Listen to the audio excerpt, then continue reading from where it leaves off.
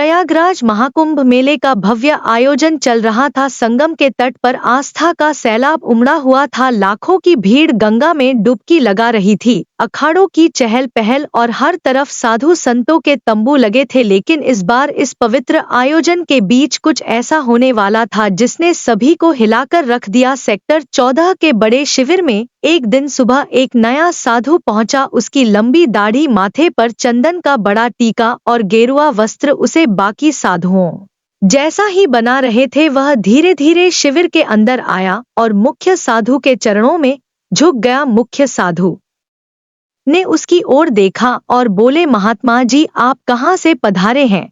नए साधु ने हाथ जोड़ते हुए जवाब दिया, काशी से। यहाँ संगम पर साधना करने की इच्छा थी, इसलिए आ गया। मुख्य साधु ने सिर हिलाते हुए कहा, बहुत अच्छा, यह पवित्र भूमि है, आप यहाँ आराम से रह सकते हैं। साधु शिविर के एक कोने में बैठ गया। उसने अपने झोले से एक पोटली निकाली, उसमें से चंदन और राख अपनी हथेलियों पर लगाया और ध्यान में बैठ गया। बाकी साधु उसकी ओर ज्यादा ध्यान नहीं दे रहे थे, क्योंकि महाकुंभ में रोजाना ऐसे नए चेहरों का आना जाना आम था। दिन भर वह साधु अन्य संतों के साथ साधारण तरीके से समय बिताता। वह सुबह जल्दी गंगा स्नान करता, दिन भर प्रवचन सुनता और रात होते ही ध्यान में लीन हो जाता। लेकिन रात के समय उसका व्यवहार बदल जाता। किशोर, जो उस शिविर में सेवा का काम करता था, ने पहली बार गौर किया कि यह नया साधु हर रात चुपके से शिविर से बाहर चला जाता है। एक रात किशोर ने देखा कि वह साधु शिविर के पीछे गया और जमीन में कुछ दबा दिया। किशोर ने अगली सुबह अपने दोस्त मनीष से बात की। किशोर ने अपने दोस्त से कहा, यार, मुझे लगता है यह नया बाबा कुछ गड़बड़ है। फिर मनीष ने कहा, क्यों, ऐसा क्या किया? उन्होंने किशोर ने बताया, कल रात मैंने देखा कि यह कुछ जमीन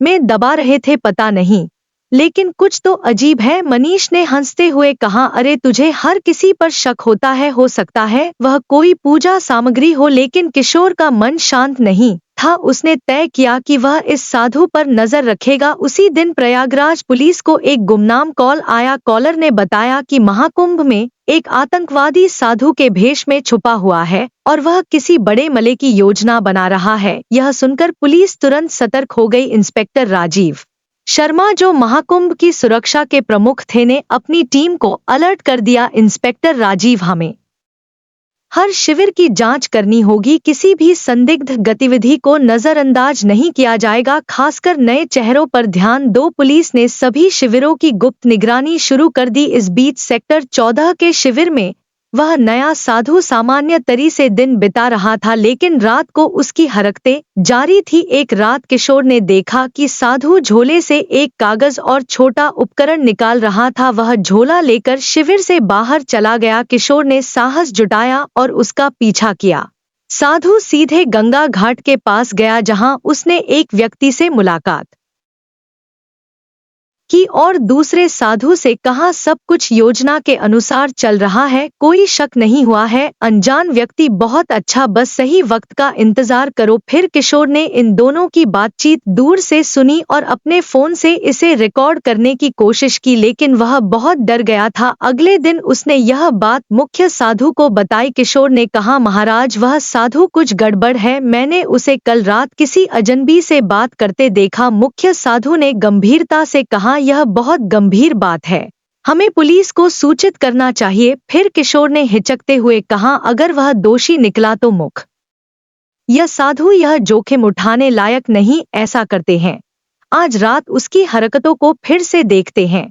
अगली रात किशोर ने और मुख्य साधु ने तय किया कि वे उस संदिग्ध साधु पर नजर रखेंगे। किशोर ने अपना फोन तैयार रखा और मुख्य साधु ने शिविर के कुछ अन्य साधुओं को भी अलर्ट कर दिया। रात का समय था, सब सोने की तैयारी कर रहे थे। साधु फिर से अपनी झोली लेकर शिविर से निकला। साधु गंगा किनारे के एक सुनसान घाट पर पहुंचा, जहां वही व्यक्ति मौजूद था जिससे वह पहले भी मिला था। अनजान व्यक्ति ने पूछा, तुमने जो कहा था वह काम पूरा कर लिया? साधु ने उत्तर दिया, हाँ, उपकरण सही जगह पर सेट कर दिए गए हैं, बस एक आदेश का इंतजार है। मुख्य साधु और किशोर यह सुनकर चौंक गए किशोर ने इस बातचीत को रिकॉर्ड कर लिया। मुख्य साधु ने धीरे से किशोर से कहा, तुरंत पुलिस को बुलाओ। किशोर ने पुलिस को कॉल किया और उन्हें सारी जानकारी दी। इंस्पेक्टर राजीव शर्मा और उनकी टीम तुरंत हरकत में आ गई। इंस्पेक्टर राजीव ने कहा, हमें इस संदिग्ध साधु को रंगे हाथों पकड़ना होगा। अगर वह सच में आतंकवादी है तो वह कोई बड़ा खतरा बन सकता है। पुलिस ने घाट की ओर जाने वाले सभी रास्तों को घेर लिया। कुछ जवान वेश बदलकर वहां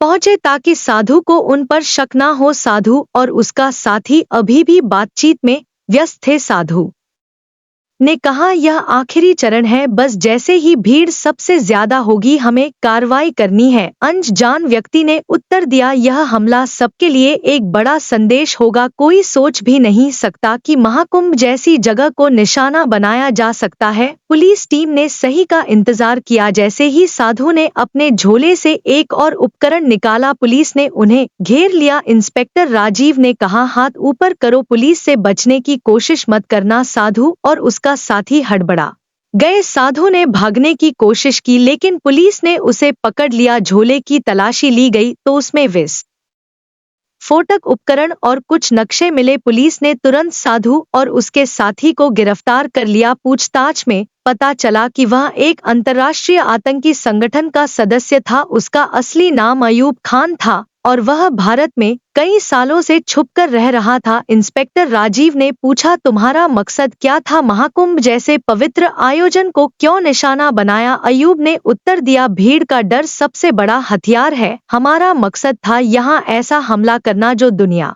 को हिला दे, लेकिन तुमने हमारे प्लान को खत्म कर दिया। पुलिस को साधु के झोले और शिविर के आसपास लगाए गए उपकरणों से बड़े हमले की योजना के सबूत मिले। अगले राजीव ने कहा, हम किशोर और मुख्य साधु के शुक्रगुजार हैं जिन्होंने सही समय पर जानकारी दी। यह सब उनकी सतर्क और साहस का नतीजा है। किशोर और मुख्य साधु को महाकुंभ आयोजन समिति ने सम्मानित किया। मुख्य साधु ने कहा, हमने तो बस अपनी जिम्मेदारी निभाई। महाकुंभ पवित्र आयोजन है, इसे कोई अपवित्र नहीं कर सकता। किशोर ने कहा, अगर मैंने उस साधु पर नजर ना रखी होती तो शायद कुछ बड़ा हादसा हो जाता। इस घटना ने सभी को सतर्क कर दिया कि आस्था के ऐसे बड़े आयोजनों में सुरक्षा और जागरूकता कितनी महत्वपूर्ण है। इस घटना के बाद महाकुंभ के आयोजकों और सुरक्षा एजेंसियों ने सुरक्षा व्यवस्था को और मजबूत किया। सभी शिविरों में